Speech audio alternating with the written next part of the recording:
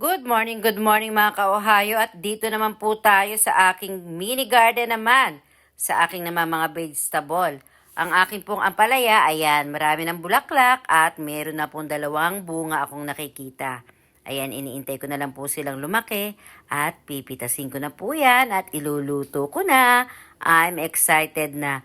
At ang dami na naman po mga bulaklak pa sa gawi doon mga ka-Ohio. Kaya siguro ba, pag nabuo po yan, mga 5 po yan mabubuo po mga bunga po ng aking ampalaya mga ka-Ohio. Ayan. Kaya, nako, iniintay ko po siyang maglakihan na. At meron nga po pala akong soybeans mga ka-Ohio. Kaya lang po medyo nakadapa po siya at nakadikit po dito sa aking ampalaya mga ka-Ohio. Pero may mga bunga na rin po ang soybeans. Ito po yung soybeans na ilalaga mo lang na meron po siyang